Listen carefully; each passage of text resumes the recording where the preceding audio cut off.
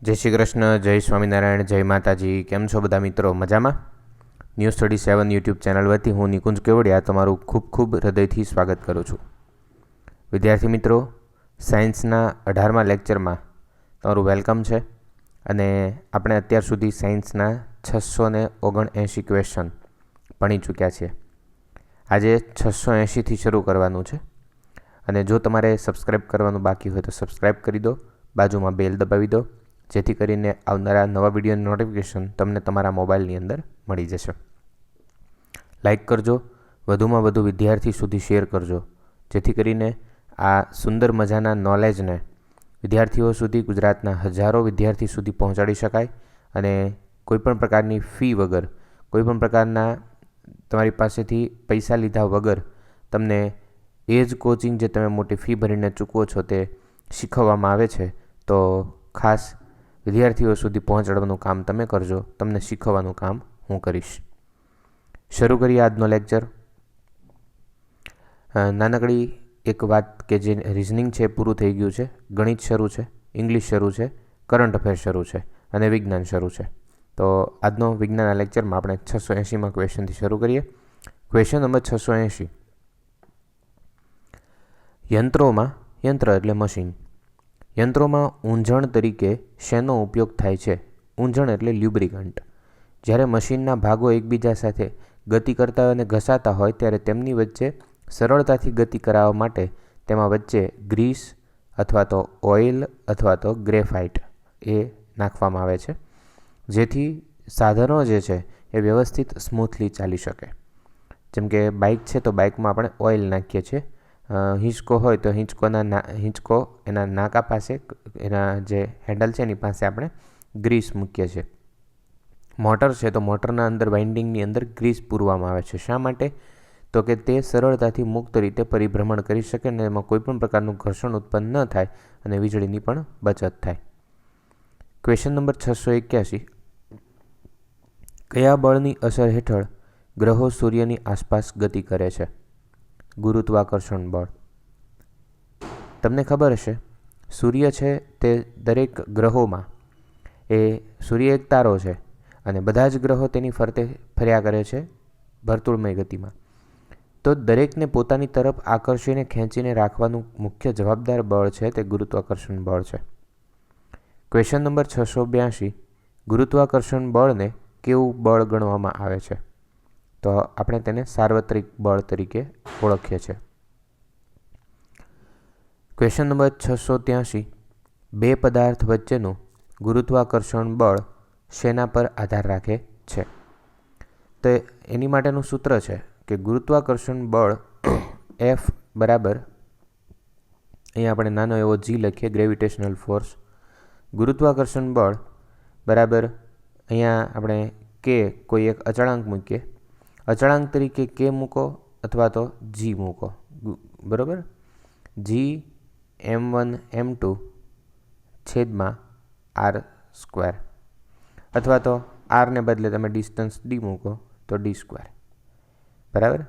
તો ગુરુત્વાકર્ષણ બળ બરાબર G ગુરુત્વ પ્રવેગ ગુણ્યા બે પદાર્થો વચ્ચે, જે બે પદાર્થો વચ્ચે ગુરુત્વાકર્ષણ બળ લાગે છે તેમના દળોનો ગુણાકાર m1 m2 અને છેદમાં તેના અંતરના વર્ગનું વ્યસ્ત. આટલું ક્લિયર?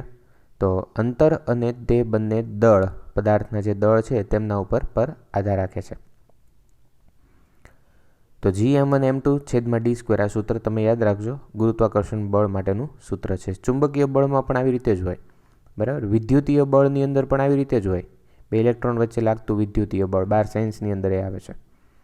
તો અત્યારે તો આપણે ધોરણ 10 સુધી પૂછાય છે ક્વેશ્ચનની અંદર, બરાબર, કોમ્પિટિટિવમાં, એટલે આપણે ત્યાં સુધી સીમિત રાખીશું. Question number 684. ગુરુત્વાકર્ષણનો સાર્વત્રિક અચળાંક કયો છે? G. બરાબર, G છે તે ગુરુત્વાકર્ષણનો સાર્વત્રિક અચળાંક છે. તેનું મૂલ્ય ફિક્સ છે, તે બદલાતું નથી. Question number 685. પ્રાયોગિક રીતે Gનું મૂલ્ય સૌ પ્રથમ કયા વૈજ્ઞાનિકે મેળવ્યું હતું પ્રયોગો કરીને? Henry Cavendish. તો હેનરી કેવેન્ડિશ નામના વૈજ્ઞાનિકે Gનું મૂલ્ય, ગુરુત્વ પ્રવેગ G અને તે સાર્વત્રિક અચળાંકનું મૂલ્ય તેણે મેળવ્યું હતું. ક્વેશ્ચન નંબર 686, કયું બળ આપણને પૃથ્વી સાથે જકડી રાખે છે? ગુરુત્વાકર્ષણ બળ. ગુરુત્વાકર્ષણ બળને કારણે આપણે પૃથ્વી પર ચોંટીને રહીએ છીએ. તમને કદાચ ખ્યાલ હોય કે ન હોય, આ પૃથ્વી છે અને પૃથ્વીમાં આ રીતે આપણે પૃથ્વી પર લટકાયેલા હોઈએ. નીચેની બાજુએ આ રીતે હોય, બરાબર? તો આ રીતે વ્યક્તિ છે એ પૃથ્વી પર, કારણ કે પૃથ્વી તો ઘણો બધો મોટો ઘેરાવો ધરાવે છે અને ત્યારે વ્યક્તિને તેની નજીકની સપાટી સમતલ તરીકે દેખાય છે. ખરેખર પૃથ્વી છે તે ગોળાઈ આકારવાળી છે, બરાબર? વક્ર છે. તો પૃથ્વીના દ્વારા વ્યક્તિ પર, વસ્તુ પર, પદાર્થ પર ગુરુત્વાકર્ષણ બળ છે, જેને કારણે તે તેની નજીક જકડાઈને રહે છે. નેક્સ્ટ ક્વેશ્ચન નંબર 687, ચંદ્ર અને સૂર્યના કારણે ઉદ્ભવતા ભરતી અને ઓટ એ કયા બળની અસરથી થાય છે? તમને ખબર હશે, મોટો સમુદ્ર કે દરિયો હોય ત્યાં ભરતી અને ઓટ આવે. તેનું મુખ્ય કારણ છે સૂર્યચંદ્ર દ્વારા પૃથ્વી પર લાગતું ગુરુત્વાકર્ષણ બળ. તેને કારણે ગુરુત્વાકર્ષણ બળની અસરથી ભરતી અને ઓટ આવે છે. ક્વેશ્ચન નંબર 688, વજન એ કેવી રાશિ છે? તો કે વજન એ એક પ્રકારનું બળ છે, વજન બળ. કારણ કે દળ સાથે, જો એક સરસ વાત કરું, મેં તમને અગાઉ એક લેક્ચરમાં શીખવાડ્યું પણ છે કે કોઈ પણ વસ્તુ કે પદાર્થનું દળ હોય તેને જો ગુરુત્વ પ્રવેગ g વડે ગુણવામાં આવે તો તે મળે છે વજન બળ, જેને આપણે W કહે છે. તો સૂત્ર છે W બરાબર mg. તો આ W છે વજન બળ છે અને બળ છે તે સદિશ રાશિ છે, માટે વજન છે તે સદિશ રાશિ છે. દળ છે તે અદિશ છે, પણ આ ગુરુત્વાકર્ષણ બળને લાગતે કારણે જે ગુરુત્વ પ્રવેગ છે સદિશ રાશિ છે, એટલે આ જે વજન બળ છે એ પણ સદિશ રાશિ થશે. દળનો SI એકમ કયો છે? દળનો પૂછ્યો છે, બરાબર? kg, કિલોગ્રામ, અને એને kg વડે દર્શાવાય. તેના પછી ક્વેશ્ચન નંબર 690, વજનનો SI એકમ કયો છે? વજન માટે મેં તમને કીધું છે વજન બળ એટલે ન્યૂટન, બરાબર? તેના પછી દબાણનો SI એકમ શું છે? તો કે પાસ્કલ, બરાબર? દબાણનો SI એકમ કયો છે? પાસ્કલ. રેડી? દબાણનો એક બીજો એકમ પણ છે બાર, બરાબર? બાર પણ છે અને પાસ્કલ પણ છે, બંને છે. ઉપર જતા રહીએ. ક્વેશ્ચન નંબર 692, પ્રવાહીમાં ડૂબેલા પદાર્થને પ્રવાહી દ્વારા ઉપર તરફ ધકેલવાના ગુણધર્મને શું કહે છે? તમને ખબર હશે કે જ્યારે કોઈ દરિયો હોય અને તે દરિયામાં કોઈ એક લાકડાનું ઢબકલું ડૂબી જાય તો જેવું એ ઢબકલું ડૂબશે એટલે તરત પાછું પાણી તેને ઉપર તરફ ધક્કો મારશે, એટલે ઢબકલું છે અથવા લાકડાનો ટુકડો છે એ બહાર તરફ આવી જશે. શું થયું? તો કે પાણીએ લાકડાની ટુકડાની સપાટી પર એક પ્રકારનું બળ લગાવ્યું. તો તે બળનું નામ છે ઉત્પ્લાવકતા, તેનો ગુણધર્મ છે.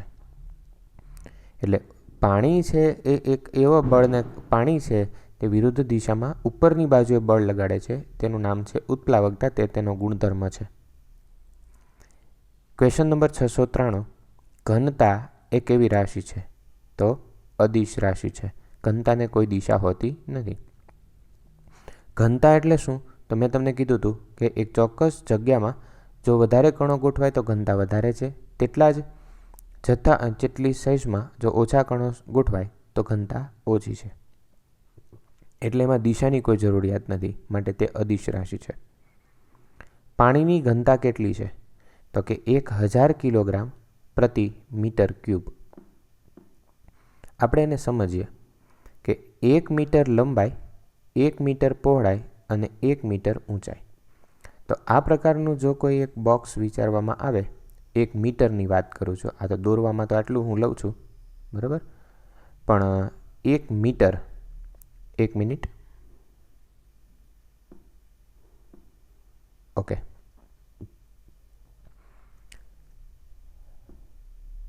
પાછા આવી જઈએ. તો 1 મીટર લંબાઈ, 1 મીટર પહોળાઈ અને 1 મીટર ઊંચાઈ ધરાવતું જો કોઈ બોક્સ હોય અને એની અંદર જે પાણી સમાય તેને કહેવાય પાણીની ઘનતા. તો એમાં કેટલું પાણી સમાય? તો કે 1000 કિલો. જો હું તમને એક વાત કહું, 1 મીટર લંબાઈ એટલે તમે વિચાર કરી શકો 100 સેન્ટીમીટર એટલે 1 મીટર લંબાઈ, પછી બીજી 1 મીટર લંબાઈ, બીજી પહોળાઈ અને 1 મીટરની ઊંચાઈ. તો એવું એક ખોખું, એવું એક ટાંકી, અને એ ટાંકીમાં સમાતું પાણી 1000 કિલો પાણી સમાય, 1000 લીટર. બરાબર? તો 1000 કિલોગ્રામ પ્રતિ મીટર ઘન એ એની ઘનતાનું માપ થયું. Question number 695.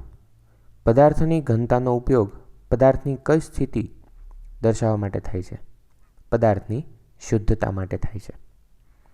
જો પદાર્થની ઘનતા વધારે તો તે શુદ્ધ છે તેમ કહેવાય, પણ તે પદાર્થમાં કણો ઓછા હોય અને અન્ય પદાર્થના કણો જ્યારે તેમાં દાખલ થાય ત્યારે તે અશુદ્ધ છે તેમ કહેવાય, તેમાં અશુદ્ધિઓની સંખ્યા વધારે છે તેમ કહેવાય. તો તે પદાર્થ છે તે શુદ્ધ નથી. શુદ્ધતાનું માપન કરવા માટે પદાર્થની ઘનતા એનું માપન એકમનો ઉપયોગ થાય છે. Question number 696. હવે જો કોઈ પણ પદાર્થની સાપેક્ષ ઘનતા 1 કરતાં વધુ હોય તો તે પદાર્થ પાણીમાં ડૂબે કે તરે? તો જો પાણીની સાપેક્ષ ઘનતા કરતાં જો કોઈ પદાર્થની ઘનતા વધારે હોય એટલે એનો ગુણોત્તર થાય 1 કરતાં વધારે. તો જો 1 કરતાં ઘનતા વધુ હોય, સાપેક્ષ ઘનતા 1 કરતાં વધારે, તો તે પદાર્થ ડૂબી જાય. લોખંડ છે તો એમાં સાપેક્ષ ઘનતા 1 કરતાં વધારે છે તો એ શું થશે? ડૂબી જશે. Question number 697. કોઈ આપેલ પદાર્થની સાપેક્ષ ઘનતા 1 કરતાં ઓછી હોય તો તે પદાર્થ પાણીમાં ડૂબે કે તરે? તો તે પદાર્થ તરશે. તો યાદ રાખજો, સાપેક્ષ ઘનતા 1 કરતાં વધારે પદાર્થ પાણીમાં ડૂબી જાય, સાપેક્ષ ઘનતા 1 કરતાં ઓછી પદાર્થ પાણીમાં તરશે. Question number 698. દ્રવ્ય શેનો બનેલો છે? દ્રવ્ય કણોનો બનેલો છે. શેનો? કણોનો. દ્રવ્યની અવસ્થાઓ કઈ કઈ છે? તો આપણને ખબર છે 3 અવસ્થાઓ છે: ઘન, પ્રવાહી અને વાયુ. હું તમને 3 અવસ્થામાં આવતું હોય એવું એક ઉદાહરણ આપું. જેમ કે બરફ છે તો તે પાણીનું ઘન સ્વરૂપ છે, પથ્થર જેવું સ્વરૂપ, કડક સ્વરૂપ.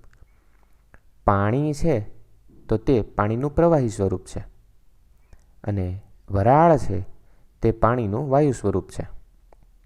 એમ 3 અવસ્થાઓ છે: ઘન, પ્રવાહી અને વાયુ. Question number 700. પદાર્થની કઈ અવસ્થા અતિશય ઉર્જાવાળા અને અતિ ઉત્તેજિત કણો ધરાવે છે? અતિશય ઉર્જા, તેના પ્રચંડ ઉર્જા હોય, ખૂબ વધારે માત્રામાં ઉર્જા હોય તેવું એનું એક ચોથું સ્વરૂપ છે પ્લાઝમા. પ્લાઝમા દરમિયાન કણો છે તેની ગતિ ખૂબ વધારે હોય છે તથા તે ખૂબ વધારે ઉર્જા ધરાવે છે, અને ઉત્તેજિત કણો હોય છે જેનું સ્પંદન પણ ખૂબ વધારે હોય છે. Question number 701. પ્લાઝમાના કણો કયા સ્વરૂપમાં હોય છે? તો પ્લાઝમાના કણો છે તે આયનીકરણ પામેલા વાયુના સ્વરૂપમાં હોય છે. વાયુનું આયનીકરણ તેના સ્વરૂપમાં હોય છે. Question number 702. શેની હાજરીને કારણે સૂર્ય, તારાઓ વગેરે ચમકે છે? તો પ્લાઝમાની હાજરીને કારણે. પ્લાઝમા છે તે આયનીકરણ પામેલું વાયુનું સ્વરૂપ છે. તો સૂર્ય છે તેમાં હાઇડ્રોજનના 2 પરમાણુઓ જોડાઈ, સંયોજાય અને ન્યુક્લિયર સંલયન પ્રક્રિયાને કારણે તેમાંથી હિલિયમ વાયુ બને છે. અને હિલિયમ વાયુ બને છે એ દરમિયાન ઉર્જા મુક્ત થાય છે. જ્યારે 2 પરમાણુના કેન્દ્રો એકબીજા સાથે સંયોજાય ત્યારે તેમાંથી ઉર્જા મુક્ત થાય છે, અને તે ઉર્જા એ સૂર્યમાંથી ઉષ્મા ઉર્જા અને પ્રકાશ ઉર્જાના સ્વરૂપે ઉત્સર્જિત થાય છે, જેને આપણે સૌર ઉર્જા કહીએ છીએ. તથા તેમાં પ્લાઝમા સ્વરૂપ પણ જોવા મળે છે. પ્લાઝમા સ્વરૂપ એટલે તે વાયુઓનું આયનીકરણ પામેલું સ્વરૂપ. આયનીકરણ પામેલા સ્વરૂપને કારણે જ તે સૂર્ય તેમજ અન્ય તારાઓ આપણને ચળકતા દેખાય છે. Question number 703. ઈસવીસન 1920માં, અત્યારે 2020 ચાલે છે, હે ને, 100 વર્ષ પહેલાં તો ઈસવીસન 1920માં કયા ભારતીય વૈજ્ઞાનિકે દ્રવ્યની 5મી અવસ્થા માટે પણ ગણતરી કરી? 3 અવસ્થા તો આપણને ખબર છે, ઘન, પ્રવાહી અને વાયુ. 4થી અવસ્થા પ્લાઝમા અને 5મી અવસ્થા માટે પણ તેમણે એક કેલ્ક્યુલેશન કર્યું હતું. તેનું નામ છે સત્યેન્દ્રનાથ બોઝ. કોણ હતા ભારતીય વૈજ્ઞાનિક? સત્યેન્દ્રનાથ બોઝ. Question number 704. પદાર્થની ઘન, પ્રવાહી અને વાયુ આ ઉદ્ભવવાનું કારણ એ દ્રવ્યના કણોની કઈ લાક્ષણિકતાને કારણે છે? વિચલનને કારણે. યાદ રાખજો, પદાર્થની ઘન, પ્રવાહી અને વાયુ અવસ્થા ઉદ્ભવવાનું કારણ તે દ્રવ્યના કણોની કઈ લાક્ષણિકતા? તો કે વિચલન. ઉપર જતા રહીએ. Question number 705. પદાર્થની કઈ અવસ્થામાં પદાર્થને ચોક્કસ આકાર અને ચોક્કસ કદ હોય છે? બરફ છે તો એને ચોક્કસ આકાર અને ચોક્કસ કદ છે. તમે ડીશમાં મૂકશો, ગ્લાસમાં મૂકશો કે કોઈ પણ જગ્યાએ મૂકશો, તે પોતાનો આકાર જાળવી રાખશે. તો એવી અવસ્થા કઈ છે? ઘન અવસ્થા. Question number 706. વાયુની કઈ વિશેષ લાક્ષણિકતા હોય છે? સંકોચન, દબાણ. વાયુ છે તે સંકોચન થઈ શકે છે અને એટલે જ સંકોચન થઈ શકે એટલે આપણે એને કહીએ કમ્પ્રેસ થઈ શકે. તો ગેસનો જે બાટલો હોય એની અંદર એ વાયુને પરાણે સંકોચન કરાવીને તેનું કદ ઘટાડીને તેમાં ભરવામાં આવે છે. અને ખૂબ જો વધારે સંકોચન કરવામાં આવે તો તે વાયુ પ્રવાહી સ્વરૂપમાં રૂપાંતર થઈ જાય છે. અને જો ફરીથી તે દબાણમાંથી તેને મુક્ત કરવામાં આવે તો તે પાછો ફરી વાયુ સ્વરૂપમાં રૂપાંતર પામે છે. Question number 707. પીએનજી એટલે શું? PNG piped natural gas. તેનું પૂરું નામ છે, યાદ રાખજો. સીએનજી પણ આવે છે, કમ્પ્રેસ્ડ નેચરલ ગેસ. બરાબર. એલપીજી પણ આવે છે, લિક્વિફાઈડ પેટ્રોલિયમ ગેસ. ત્રણેયના નામ. Question number 708. દ્રવ્યની ઘન, પ્રવાહી અને વાયુ અવસ્થામાં તેમના ઘટકો વચ્ચે કયું બળ લાગે છે? આંતર આણ્વીય બળ. કયું બળ લાગે છે? આંતર આણ્વીય બળ. બરાબર. ઇન્ટરમોલેક્યુલર ફોર્સ. તેના પછી ક્વેશ્ચન નંબર 709. પદાર્થની કઈ અવસ્થામાં આંતર આણ્વીય બળ વધુ હોય છે? અણુ અણુ વચ્ચેનું બળ. તો એ ઘન અવસ્થામાં સૌથી વધારે હોય છે. હું તમને ઘન અવસ્થા દોરીને પણ બતાવું. આ કોઈ એક પદાર્થ છે, જેમ કે બરફ. તો તેની અંદર રહેલા જે કણો છે તે એકબીજા ઉપર અણુઓ વચ્ચે એક ચોક્કસ પ્રકારનું બળ લગાડશે, જેને આપણે આંતર આણ્વીય બળ કહે છે. અણુઓની અંદર લાગતું બળ. તો આ બળને કારણે જે પદાર્થ પોતાની સ્થિતિ, પોતાની સાઇઝ, એનો આકાર, એનો ગુણધર્મ જાળવી રાખે છે. તો આ જે અવસ્થા છે તે ઘન અવસ્થા છે. અને દરેક મેં જે દોર્યા છે તે અણુઓ છે. અણુઓ એકબીજા પર બળ લગાડે છે, તેને કહેવાય આંતર આણ્વીય બળ. અને આંતર આણ્વીય બળ સૌથી વધારે હોય છે ઘન અવસ્થામાં. આ ઘન અવસ્થા છે, તેમાં અણુ વચ્ચે બળ વધારે છે એટલે તો નજીક ગોઠવાયેલા છે. પણ જ્યારે તે પ્રવાહીમાં રૂપાંતર પામે છે ત્યારે અણુઓ વચ્ચેનો ગેપ વધતો જાય છે, એટલે કે બળ ઘટતું જાય છે. બળ ઘટે તો ગેપ વધવાનો જ છે. અને તો તે આંતર આણ્વીય બળ ઓછું થઈ જાય છે. અને એ જ વાયુની અંદર જોઈએ તો આંતર આણ્વીય બળ સાવ ઓછું હોય છે. Next question number 710. પદાર્થની ઘનતાનો આધાર શેના પર રહેલો છે? તેમાં રહેલા કણોની સંખ્યા પર. હું લગભગ 4થી વખત તમને કહું છું કે જો કોઈ પદાર્થમાં કણોની સંખ્યા વધારે તો તેમાં ઘનતા વધુ છે તેમ કહેવાય. જો કોઈ પદાર્થમાં કણોની સંખ્યા ઓછી તો તે પદાર્થની ઘનતા ઓછી છે તેમ કહેવાય. તો હું તમને બે રીતે વાત કરું કે જે કઠણ હોય, નક્કર હોય, તેની ઘનતા વધુ હશે. જે પોચું હોય તેની ઘનતા ઓછી હશે. સ્પંજ છે તો એ પોચું છે, તેમાં કણોની સંખ્યા ઓછી હોય, તો તે કેવું છે તો કે ઓછું ઘનતાવાળું છે. પણ એ જ જગ્યાએ એટલો લોખંડનો ટુકડો લેશો તો એ ખૂબ કઠણ છે, નક્કર છે, તો તેમાં કણો ઘણા બધા ગોઠવાયેલા હોય છે ઓછી જગ્યામાં, મતલબ કે તે વધુ ઘનતા ધરાવે છે તેમ કહેવાય. ક્વેશ્ચન નંબર 711, બરફનું ગલનબિંદુ કેટલું છે? 273.16 કેલ્વિન. તમને ખબર હોવી જોઈએ કે 0°C એટલે 173.16 કેલ્વિન છે. સેલ્સિયસમાંથી કેલ્વિનમાં રૂપાંતર કરવા માટે તમારે શું કરવાનું?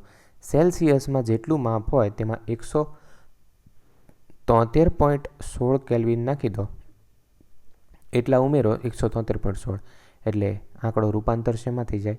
કેલ્વિનમાં. તમને ખબર છે બરફનું પીગલન બિંદુ એટલે કે ગલન બિંદુ કેટલું છે? 0°C. બરાબર? સોરી, 173 નહીં, 273 નાખવાના છે. અહીં એક નાનકડો ભૂલ થઈ ગઈ. બરફનું ગલન બિંદુ કેટલું છે? તો કે 0°C. અને એમાં આ 0°C ત્યારે તે 273.16 કેલ્વિન થાય. મારે 100 લખાઈ ગયું, 273.16 કેલ્વિન. તો બરફનું જે ગલનબિંદુ છે એ બરફનું ગલનબિંદુ કેટલું છે? 0°C.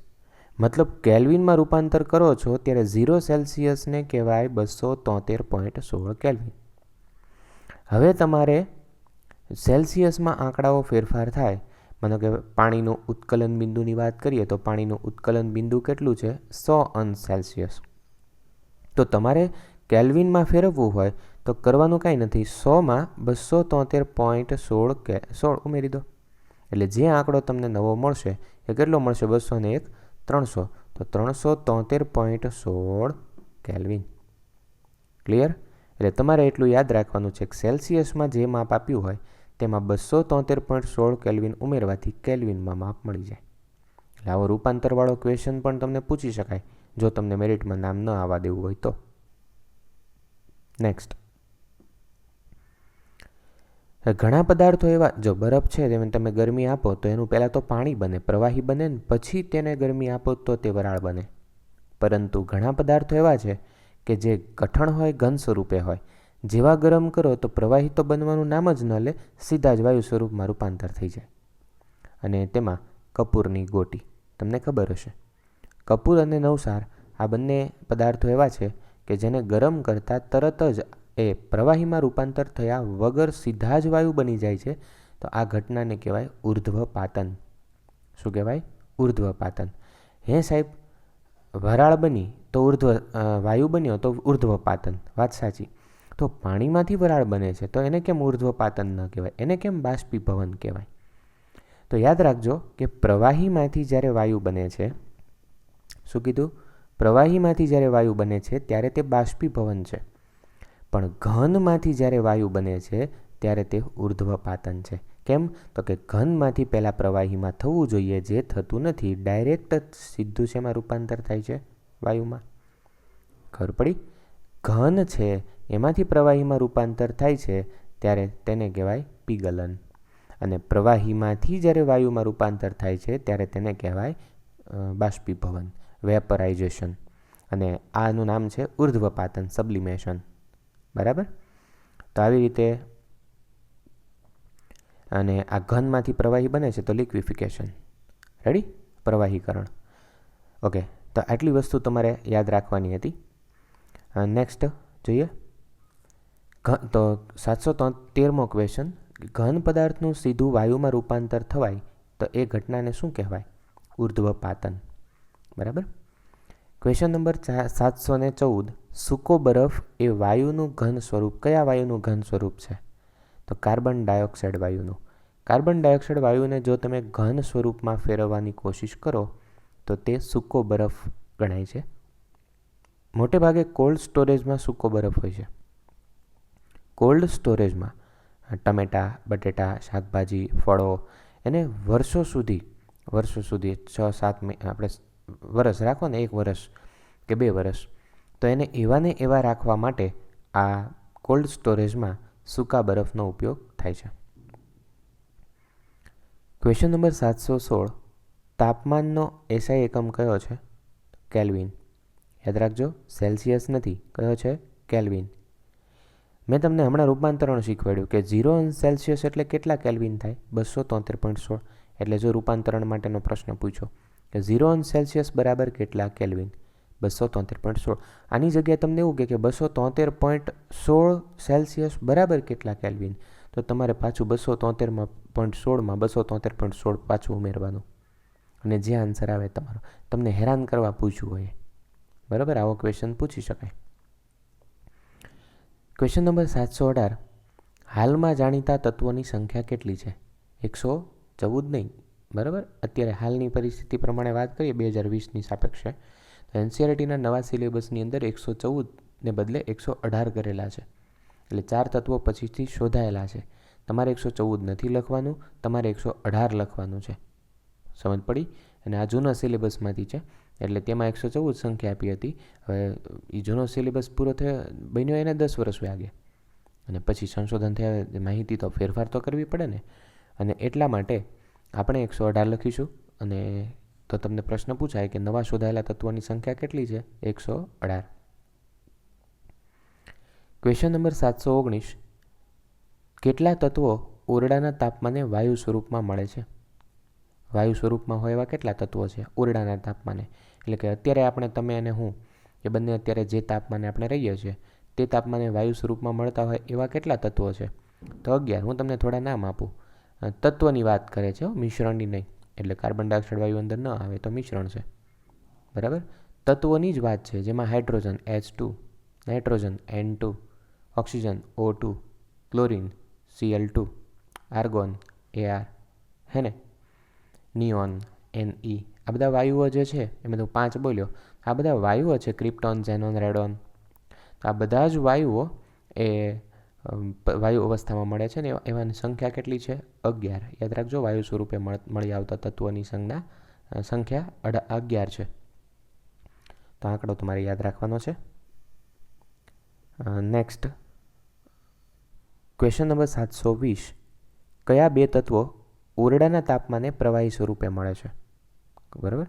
જો બહુ સ્પષ્ટ વાત કરી છે, કયા 2 તત્વોની જ વાત કરી છે, તો પારો અને બ્રોમિન.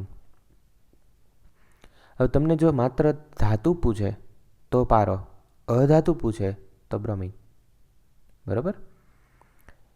ક્વેશ્ચન નંબર 721, કલીલ દ્રાવણ, અહીંયા તમારું ધાતુ અધાતુવાળું પૂરું થાય છે, ઘન પ્રવાહીવાળું અહીંથી ફેરફાર થાય છે. કલીલ દ્રાવણ એ પ્રકાશનું પ્રકિરણન કરે છે, તેને કઈ અસર કહે છે? જેમ કે માનો કે તમારે કોઈ એક કાચનો એક ગ્લાસ લો, તેમાં ડોળું પાણી લેવાનું અને પછી તેમાં લેઝર લાઇટનો જે પ્રકાશ છે ફેંકવાનો, અથવા તો ટોર્ચનો પ્રકાશ ફેંકશો, એટલે પાણી છે ને એ દૂધિયા રંગનું, અથવા તો પાણી છે ને એ પ્રકાશ આચ્છાદિત, આખો તેમાંથી પ્રકાશનો એક લીસોટો પસાર થતો હોય ને એવું તમને જોવા મળશે. ઓકે, બીજી તમને ઉદાહરણ આપું. જંગલમાં ગયા હોય સવારના પોરમાં, અથવા તો રાત્રિના સાંજના સમયે, પ્રૌઢ સમયે, અથવા તો સાયમ સમયે, તો સંધ્યા ટાણે કે એવા સમયે તમે જાઓ ત્યારે જે સૂર્યપ્રકાશ, સૂર્ય આથમે કે સૂર્ય ઉગે એ દરમિયાન જે વૃક્ષોના પર્ણો છે એની વચ્ચે રહેલી જગ્યાઓમાંથી સૂર્યના કિરણો જ્યારે દાખલ થાય ત્યારે એક લીસોટા સ્વરૂપે તમને દેખાય. કેમ? તો કે વાતાવરણના સૂક્ષ્મ કણો, રજકણો કે બારીક કણો, તેના ઉપર જ્યારે સૂર્યનો પ્રકાશ પડે છે ત્યારે તેના કિરણનું તે વિખેરણ કરી નાખે છે. જો માનો કે આ એક કોઈ કણ છે, તો આ કણ છે એના ઉપર જ્યારે સૂર્યનો પ્રકાશ પડે છે, કોઈ સૂર્યનો પ્રકાશ એની ઉપર પડશે અને ત્યારે તે શું કરશે? એ સૂર્યપ્રકાશનું વિખેરણ કરી નાખશે તેની આસપાસના વિસ્તારમાં. આ ઘટનાને કહેવાય પ્રકાશનું પ્રકિરણન. શું કહેવાય? પ્રકિરણન. અને તેની અસર છે તે ટિન્ડલ નામના વૈજ્ઞાનિકે શોધી, એટલે એનું નામ આપ્યું ટિન્ડેલ અસર અથવા તો ટિન્ડોલ અસર, બરાબર. તો કલીલ દ્રાવણ, કલીલને ઇંગ્લિશમાં કોલોઇડ કહેવાય. તો કોલોઇડ પ્રકારનું જે દ્રાવણ છે, હવે એમાં કેવા દ્રાવણની વાત આવે તો કે તેમાં જે દૂધ છે એ દૂધ, માનો કે 1 ગ્લાસ પાણી લેવાનું, એમાં 1 ઘૂંટડો દૂધ ઉમેરી અને હલાવી નાખવાનું, પછી એમાંથી તમે પ્રકાશનો કિરણ પસાર કરશો એટલે તે તમને અંદરથી લીસોટો પસાર થતો હોય તેવું જણાશે.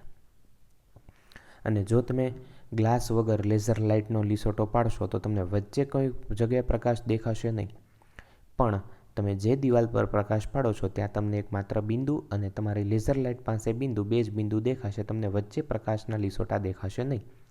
પણ અંધારા ઓરડાની અંદર તમે જ્યારે અગરબત્તી કરશો અથવા તો કોઈ ધુમાડો તમે કરશો અને પ્રગટાવશો તો એ ધુમાડો આખી રૂમમાં પ્રસરી જાય અને પછી જ્યારે તમે લેઝર કિરણ પ્રકાશ ફેંકશો એટલે તમને તે લીસોટો રીતસરનો દેખાશે. આ પ્રયોગ તમે તમારા ઘરે કરી શકો છો અને ટ્રાય કરજો.